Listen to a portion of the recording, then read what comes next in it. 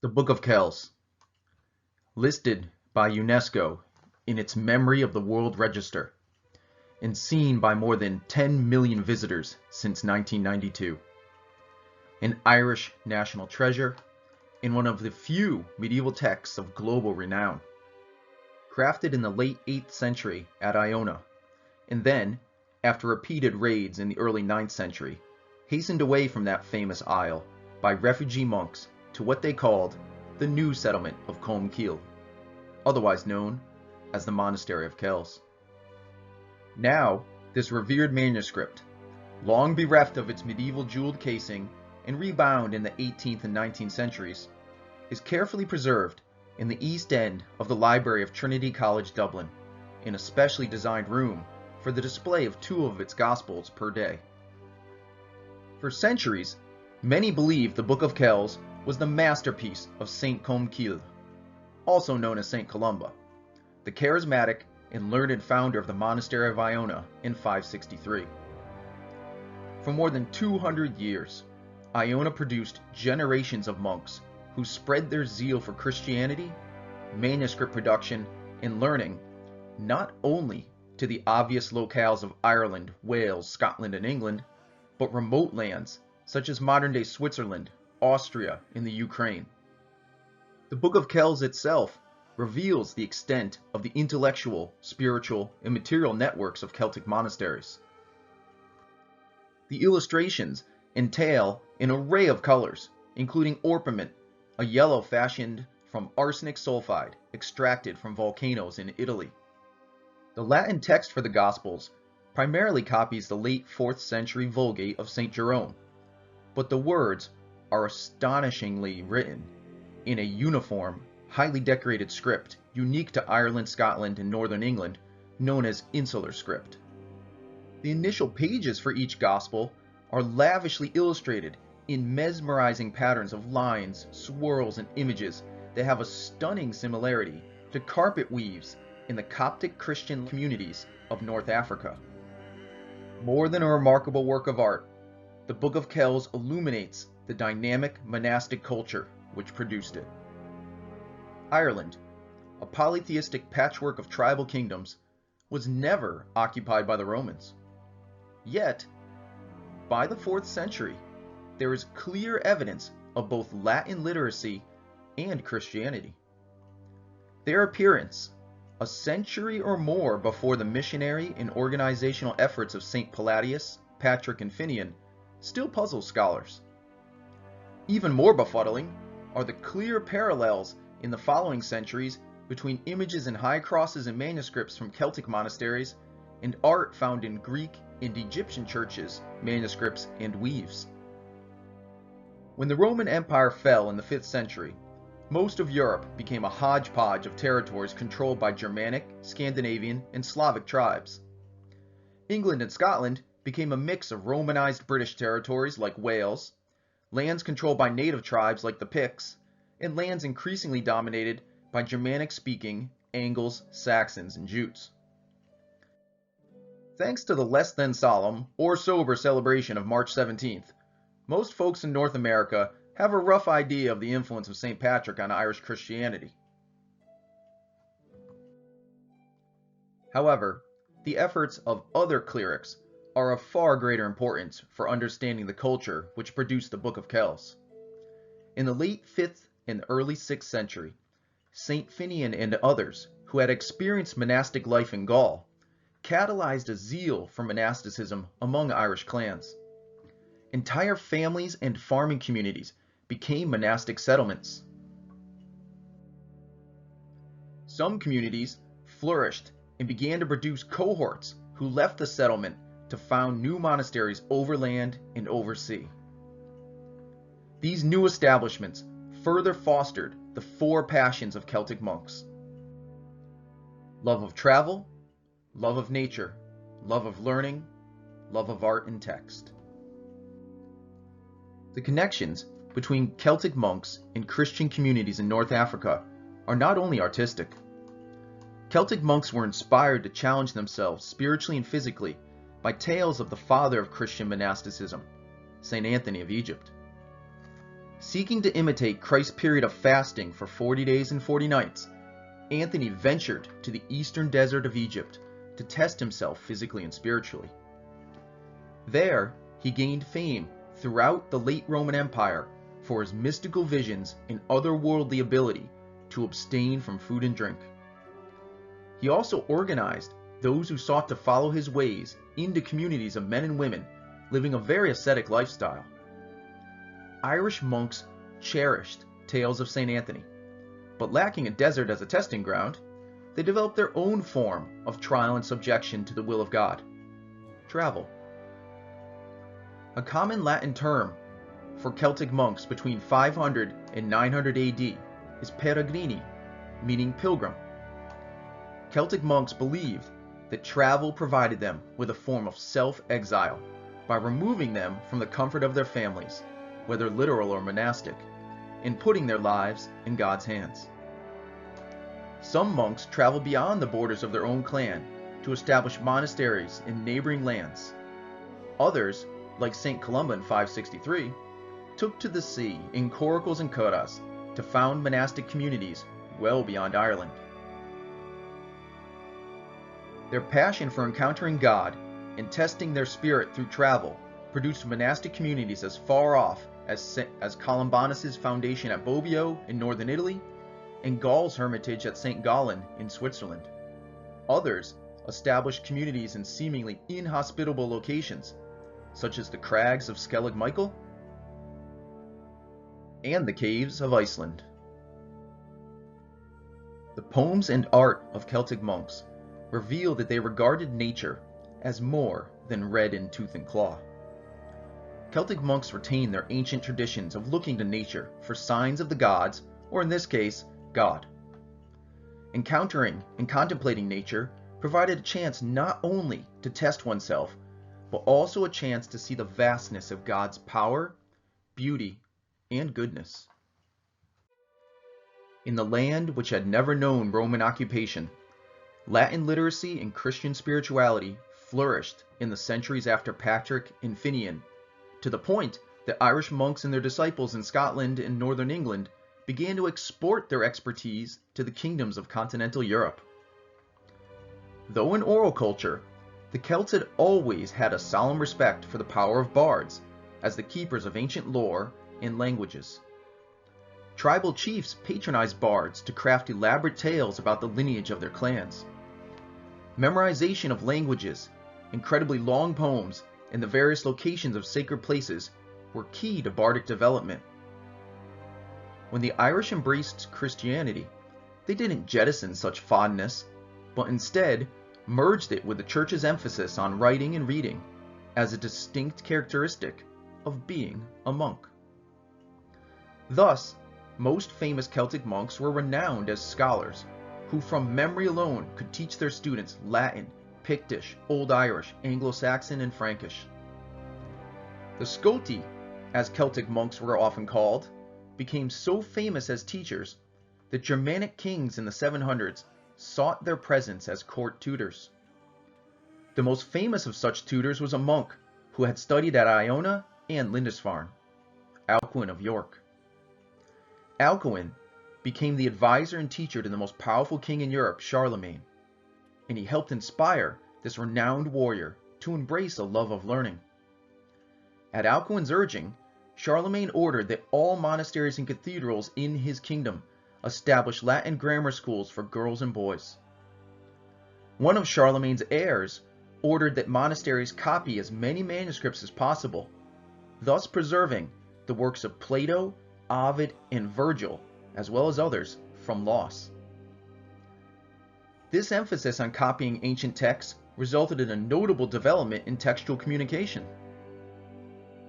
In order to create more legible, yet still relatively quickly written manuscripts, monks developed Carolingian minuscule, the basis of most of our modern fonts.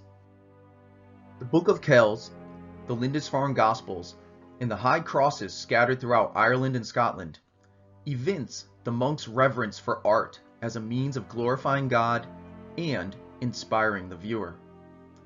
Yet, these labors of love took tremendous time and effort. monks could spend years of their life in the scriptoria, laboring to produce the illustrations, minute penwork scrolls, and interlace, as well as calligraphically stunning letters of a manuscript like the Book of Kells. Movement of a pen across parchment became pilgrimage.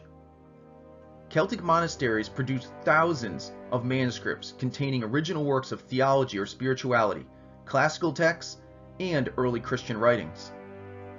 Some of these labors of love have survived in whole or in pieces.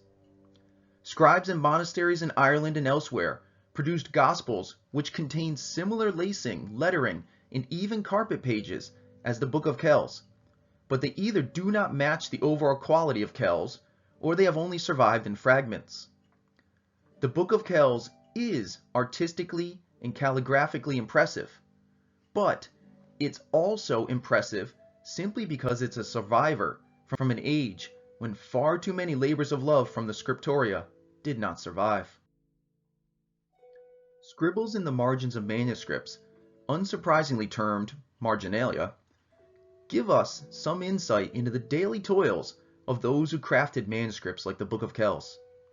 The following are some of the jottings written in Old Irish or Latin in the margins of various Celtic manuscripts. Thank God it will soon be dark. Writing is excessive drudgery. It crooks your back, it dims your sight, it twists your stomach and your sides. Oh, my hand!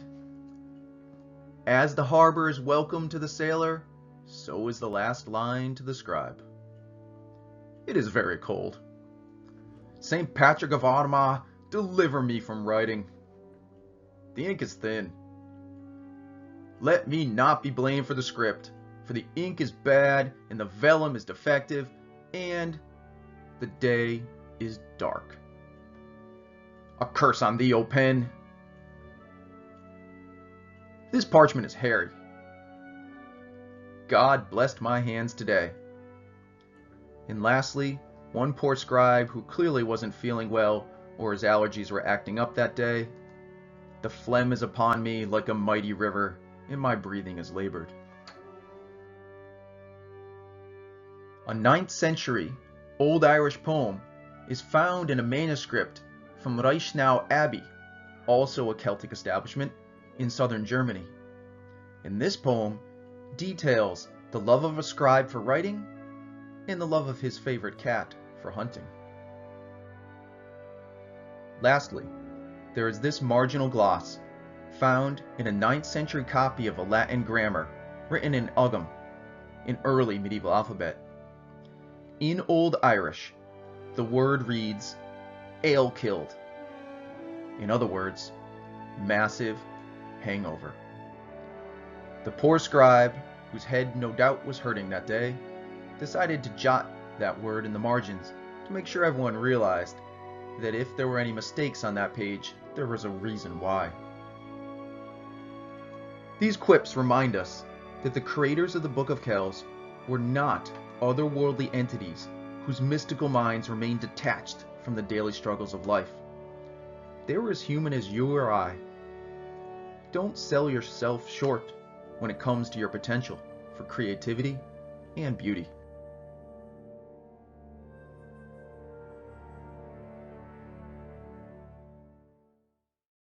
As my colleague from history, Dan Theory, has pointed out, Irish monks traveled to England, where they established a number of new monastic communities, which continued the tradition of making beautiful illuminated manuscripts like the Book of Kells.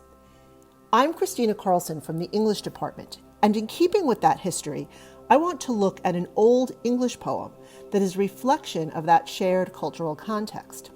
It's from a different manuscript called the Exeter Book, which is famous for its riddles, and this is one of them.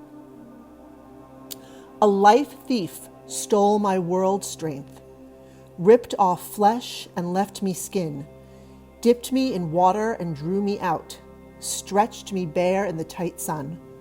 The hard blade, clean steel cut, scraped, fingers folded, shaped me. Now the bird's once wind-stiff joy darts often to the horn's dark rim, sucks wood stain, steps back again. With a quick scratch of power, tracks black on my body, points trails. Shield boards clothe me, and stretched hide, a skin laced with gold.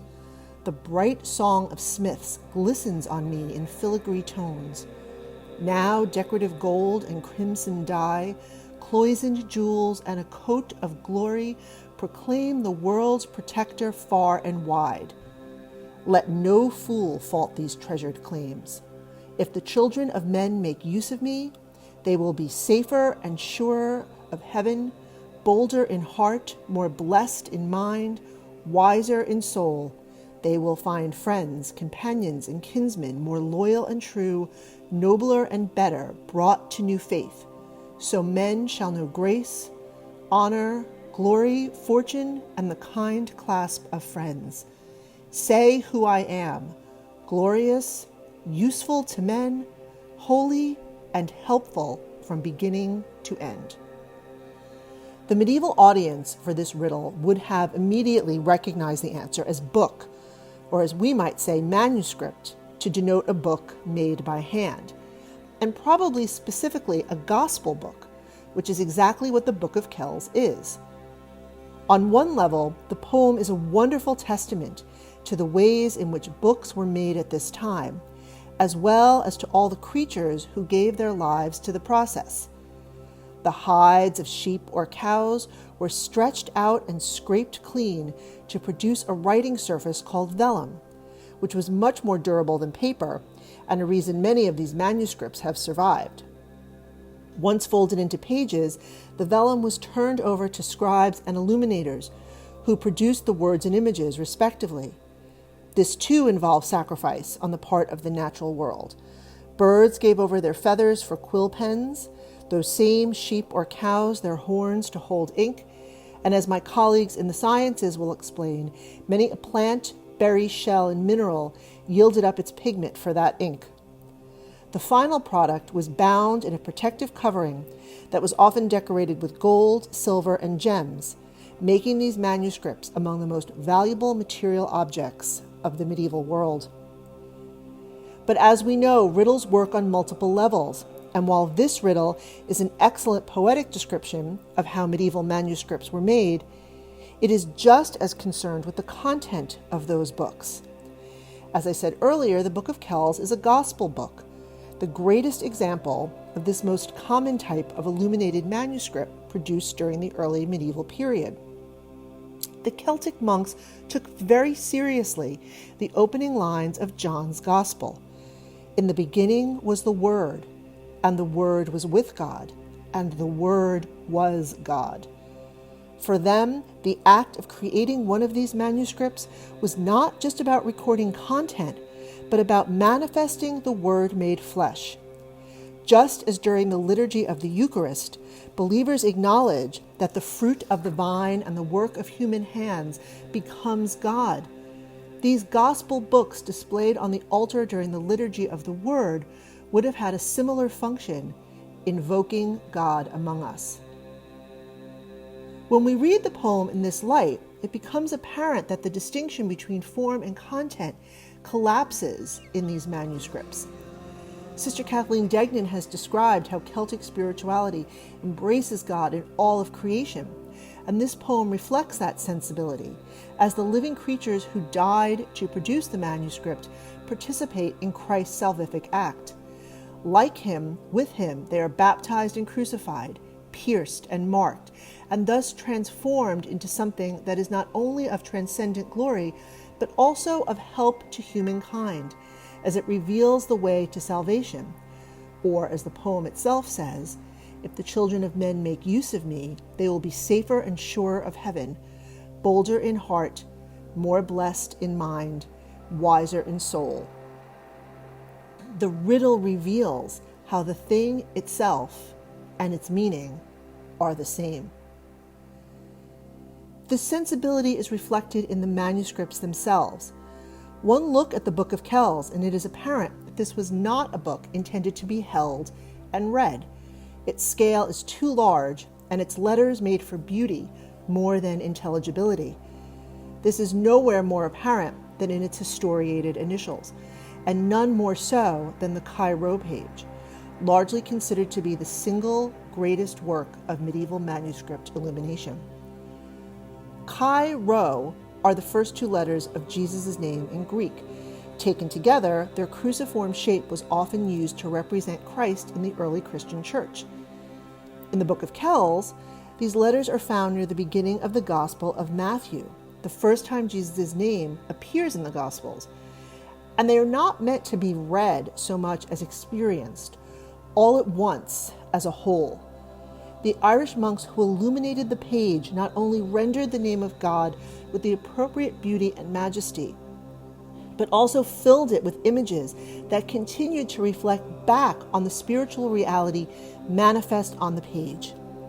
The cats and mice holding a Eucharistic host, the butterfly, which symbolizes the transformation of resurrection, the angels who stand as witnesses to the divine glory, and even an otter holding a fish, another symbol for the name of Christ. The monastic illuminators knew how to take the things of this world and use them to reveal the spiritual reality of the next. At the center of all the intricate interlace which reflects God's own infinitude is the face of a man. We don't know his identity. It could be Jesus himself, or perhaps an image of the illuminator. But regardless, it seems fitting that a human face sits at the heart of this image, as God becomes human for the salvation of humans.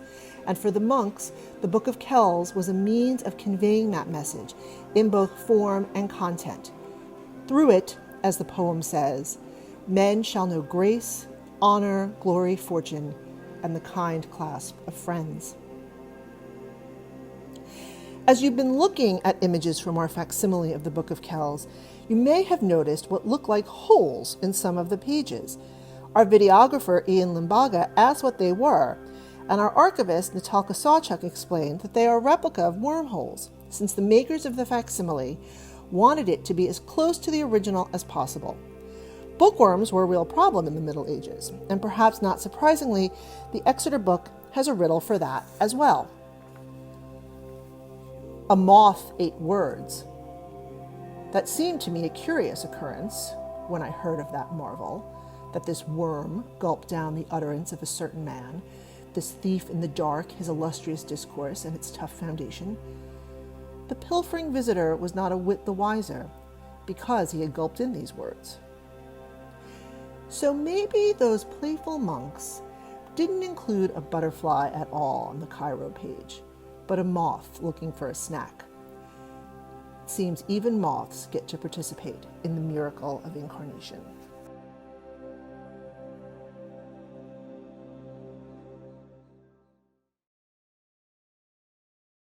I'm Professor Tom Ruggio, and I'll be discussing the importance of the Book of Kells within art history. The Book of Kells was probably created on the island of Iona in Scotland in around the year 800. A small team of artists from the monastery, headed by Saint Columba, came together to not only put the book itself together, but also every word of text and each illustrated folio. They weren't creating just any book. This was a book of the Gospels of Matthew, Mark, Luke, and John, and once completed, it was thought to represent the very presence of God. The book was eventually transported to Kells, Ireland, possibly to keep it safe from a Viking invasion of Iona, hence its name. The Book of Kells is considered to be arguably the greatest example of an art form called the illuminated manuscript. This is the famous Cairo folio. Chi, Rho are letters from the Greek alphabet, used to represent Christ. The illumination of this manuscript comes from the painted colors that were used. The Cairo symbolized Christ since the ancient era, but it didn't always look like this. Here we see the Cairo carved in stone from the catacombs of San Callista in Rome, Italy. This more simplistic symbol for Christ was universally understood by the 4th century. It wasn't until the year 700 where we start to see a more stylized depiction of Cairo, here in the Lindisfarne Gospels. The decorative ornamentation, with its swirling composition and interplay of shape and details, isn't solely for aesthetics. It is an important visual communication. It appears that the monastic artists are trying to translate what can't be represented in typical pictures or written in text. What is being described here, with these saturated colors and spiraling, interlocking designs, just may be a visual representation of the glory of Christ, with a loud, almost musical, but of course visual, exclamation. The stylization that I referred to previously is the insular art style or tradition. It refers to work created on the British Isles and in Ireland. I often say that it is here, in this time and in these locations, that the thread of Western art history deviates somewhat from its more linear trajectory, stretched in a different direction and never more thinly than with insular art. The Virgin and Christ Child folio is one of the earliest depictions of this motif in Western art, surrounded by a kind of architectural framing. And the archangels, Mary wears the imperial color purple. So she is not just the mother of Christ here, but also the Queen of Heaven. In the 6th or 7th century, the same motif was created in the Byzantine style, but the structure and modeling of the faces reveals a still evident ancient Greek and Roman classicism.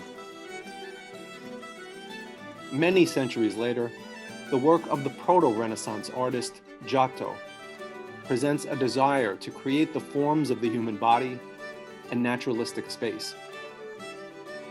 So the Byzantine Virgin and Child are related to ancient Roman painting, and Giotto's Madonna and Child helped to transition artwork to the early Renaissance period.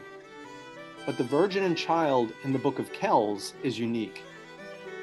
It doesn't fit comfortably in between the two or in that most linear thread of Western art history. Insular art is connected to the work that was made before it, but on the British Isles and in Ireland, the classical world wasn't an accessible reference. Being further removed from the reminders of Greece and Rome led to a more autonomous kind of creativity, and this led to less common, more culture-specific visual concepts. If there were monks of the Columban monastery who hadn't seen classical architecture for themselves, they certainly knew of it. And of course, they understood the implications and messaging of these powerful constructions. The canon table folios, which present the commonalities in the four Gospels, take on an undeniably architectural nature. The Arch of Constantine was made of marble in the 4th century, and it stands nearly 70 feet tall. Once inside the interior of a Romanesque basilica, such as Santa Sabina, a visitor can be awed by such a massive stone interior created for worship. These folios weren't necessarily made to compete with large, ancient stone structures, but the Book of Kells was even more important to the Columban monks. The canon tables may represent the strong architecture of Christianity, able to stand for eternity. In the collection of the Ryan Library at Iona College is our very own facsimile of the Book of Kells. This is an exact replica of the original book. Not only each of the illuminated pages, but every detail and flaw. We're very fortunate to have this facsimile of the book for research or study. As you can see, the Book of Kells has a unique connection to the rest of Western art history.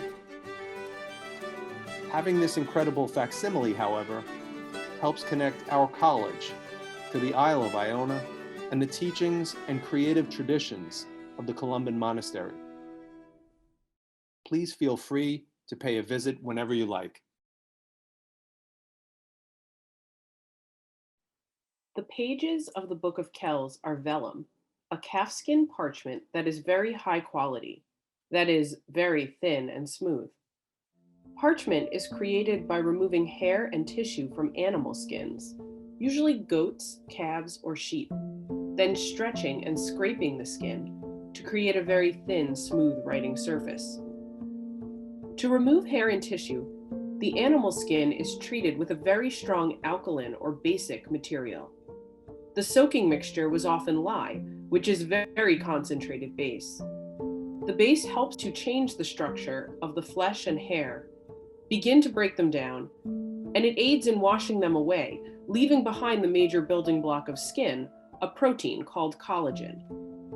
Collagen has 3 chains of amino acids that are twisted around each other, forming a material with great strength, perfect for stretching into a thin sheet.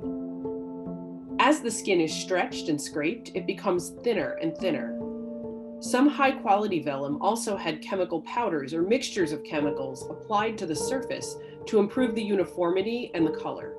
One advantage of parchment is that it is much more durable than regular paper made from wood pulp, but a disadvantage is that it is very sensitive to humidity and moisture.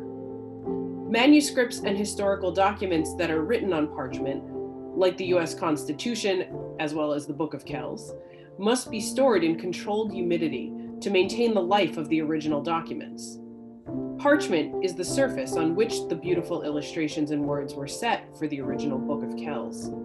And the variety of colors in the illustrations indicates that many different mineral or plant-based pigments were used to create the paints and dyes. How do we know which pigments were used in the Book of Kells? Scholars have studied the illustrations by a combination of historical and scientific techniques.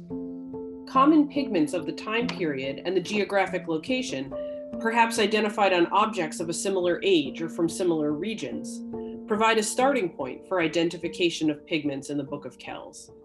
But scientific studies can identify the precise composition of the chemicals that are present in the pigments, down to the formulas of individual compounds and the level of hydration or the amount of water that they contain. Some available methods involve chemical reactions that would destroy portions of the artifact under study. But since the 1960s, researchers have used non-destructive and non-invasive techniques to study the Book of Kells. Removing samples of pigments or materials from the book is not necessary. These techniques involve spectroscopy, in which light is used to study the chemical structure or composition of the materials. Light interacts with matter in many ways. It can be reflected from a material, like when it hits the surface of a mirror. It can be transmitted through a material, like when it travels through a colorless liquid. It can be absorbed by a material, such as your skin or a sunscreen that absorbs UV light from the sun. And it can be scattered when it interacts with a material, such as the blue light that we see scattered by particles in the atmosphere, which makes the sky appear blue to our eyes. Different colors of light have different wavelengths and may interact with a material in one or more of these ways. Studies of the Book of Kells have involved absorption of light and, most recently, the scattering of light. A highly effective technique for measuring light scattering is Raman spectroscopy, in which an intense beam of light of one particular color shines on a sample and is scattered by the chemicals in the sample. Some of the light that is scattered changes wavelength or color after interacting with the chemicals. The change in color that occurs is specific for each type of chemical, based upon the elements and bonds present, as well as the shape of the individual molecules. We measure the changes in color or wavelength and make a graph to display them, which is called a spectrum. Since the wavelengths of light that each molecule scatters are unique, we can use the spectrum of a given sample to deduce its chemical composition. So what can these measurements tell us that history and geography can't? One example of the power of the technique is the identification of the indigo dye that was used to create the blue illustrations in the Book of Kells. Researchers first considered the possibility that the blue pigment was lazurite, the blue component of lapis. Lazurite is a mineral containing silicon, along with several other elements. Indigo, on the other hand, contains an organic molecule composed mostly of carbon, which happens to be blue. The Raman spectrum, that graph that shows the colors or wavelengths of light scattered by the sample, is quite different for a blue mineral versus a blue organic molecule, allowing researchers to identify the pigment present in the book as indigo. Now for some information about the different pigments used in the Book of Kells. Researchers at Trinity College Dublin analyzed the Book of Kells using Raman spectroscopy and published their results in 2009. Here are their findings. For the color blue, Indigofera tinctoria, or true indigo, is the original source of indigo dye. It has been cultivated for so long that we don't actually know its original native range. Its current distribution includes tropical and subtropical regions, predominantly in Asia and Africa. Indigo is a nitrogen-fixing plant, meaning that it can take a nitrogen from the atmosphere and improve soil fertility and be rotated with food crops. The indigo dye is extracted from the plant's leaves. First, the leaves are soaked in a water bath overnight. Then, the resulting liquid is mixed with an alkaline substance such as lime and allowed to ferment and create a paste. The resulting dye is a brilliant shade of blue, ready to illuminate manuscripts or dye blue jeans. Indigo dye can also be extracted from other plants. Researchers have suggested that the blue pigment was derived from Isotis tinctoria, or woad, a yellow flowering plant. Unlike true indigo, woad can be grown in Europe, so manuscript illustrators would have had access to dye that had been dried, powdered, and fermented locally. Yellow. Yellow pigment was called orpiment. It is derived from an arsenic sulfide mineral. This mineral naturally occurs and is widely distributed in small deposits in locations with volcanic activity.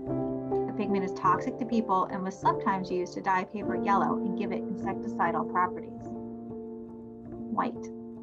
White pigment was extracted from another mineral. Gypsum is a salt sulfate mineral composed of calcium sulfate dihydride.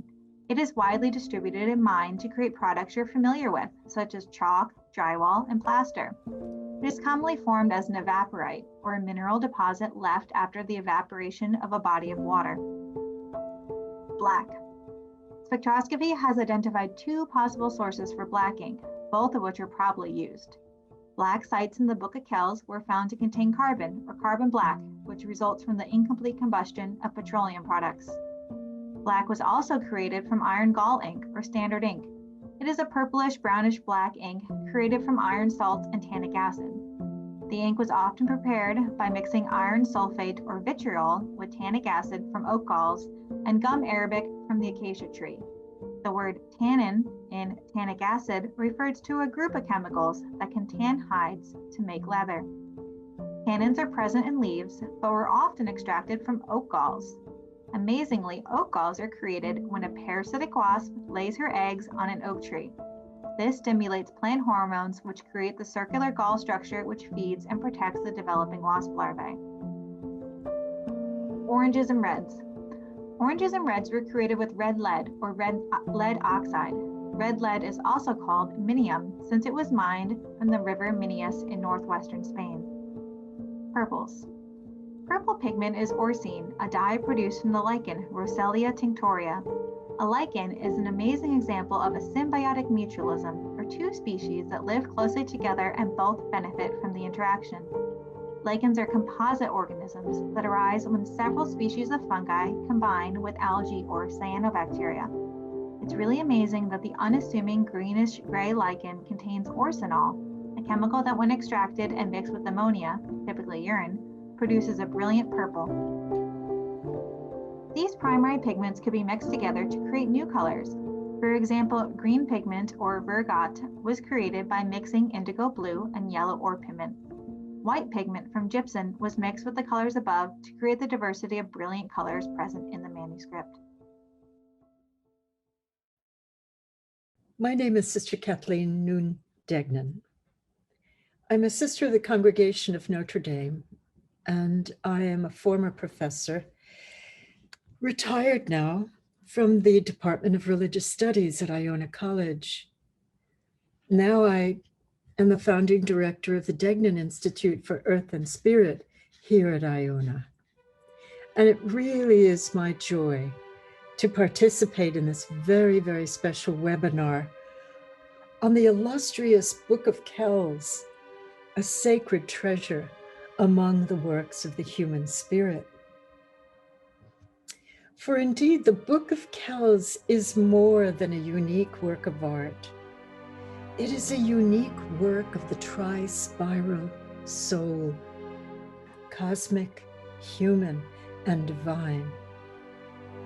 And in this brief moment that we have to share together, I wish to give you a sense of that tri-spiral spirit, which is the source of this glorious work. And then perhaps you may understand the privilege that it is to house it, to house one of its few facsimiles in our library at IONA College.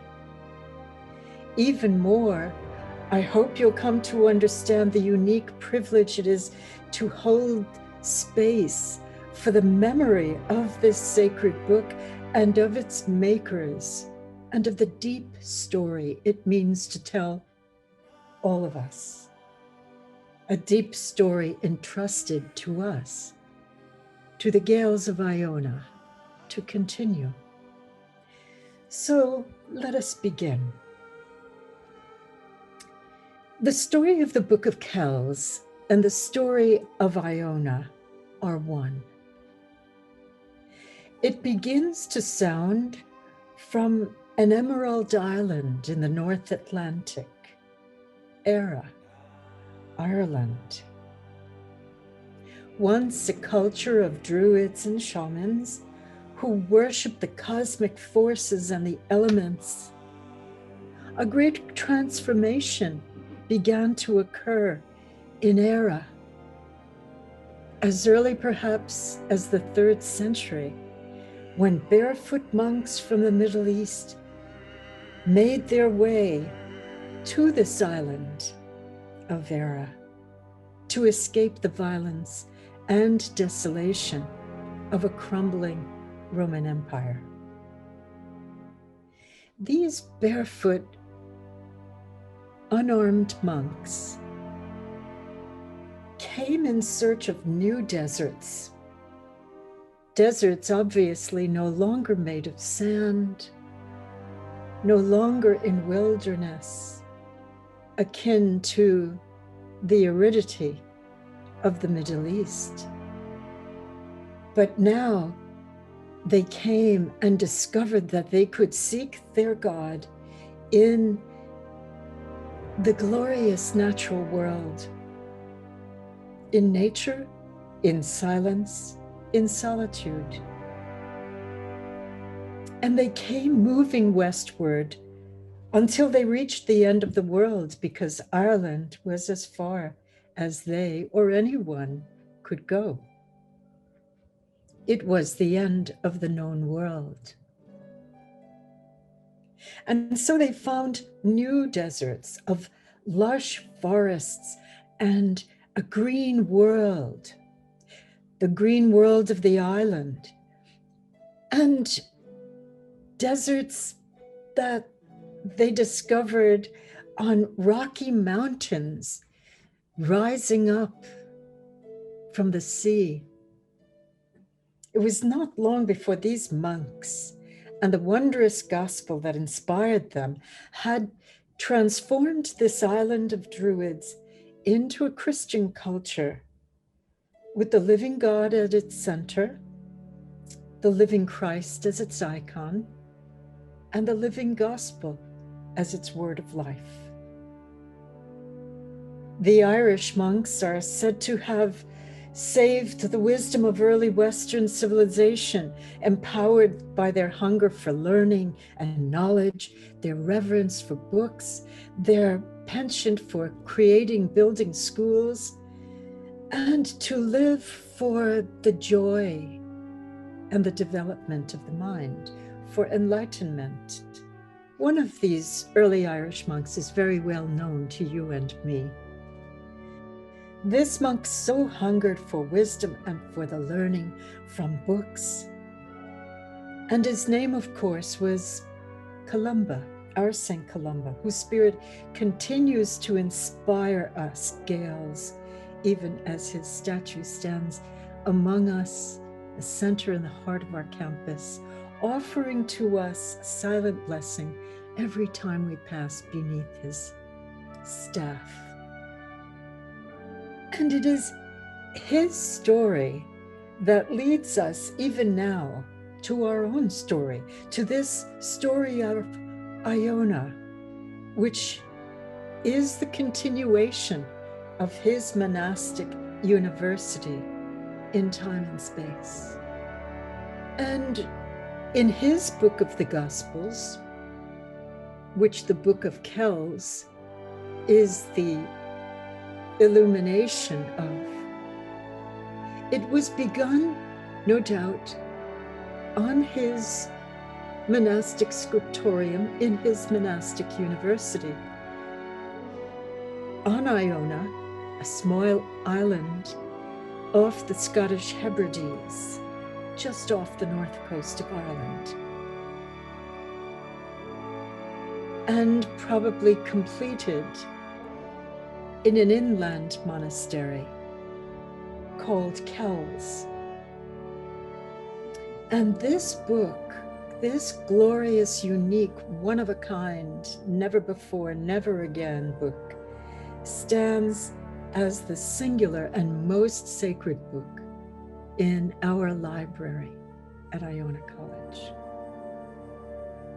So how does your story and mine as Iona Gaels have its roots in the story of a 6th century monk called Columkill, Dove of the Church, more famously known by the Latin name by which we call him, Saint Columba? Let me try to offer you what I would call the blessings to us of Columkill, the blessings to us of his Book of Kells and his monastic university of Iona, of which we are the echo, of which we are, in some sense, an evocation in time.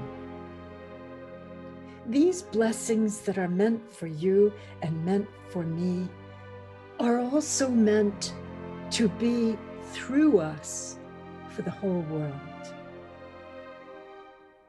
So as I've offered, our Iona is a continuation in time and space of Columba's great endeavor to build a marvelous school of wisdom and learning at the edge of Europe that was meant to enlighten a very dark world during the fall of the Roman Empire.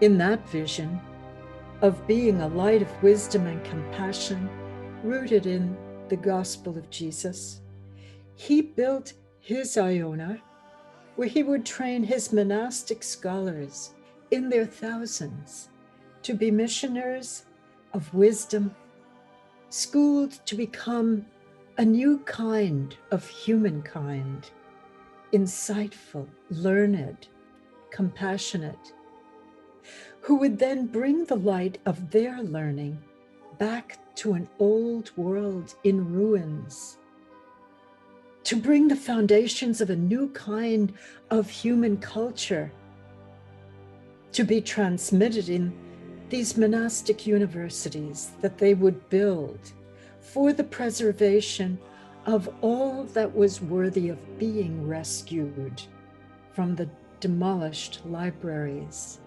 of the ancient world. And at the heart of Columba's enterprise of saving the great books, there was one unique book, the Gospel of Jesus. And as you know, the Gospel of Jesus is a book written in 4 very different modes and 4 different communities of authors, of early Christians, the community of Matthew, Mark, the school of Luke, the school of John.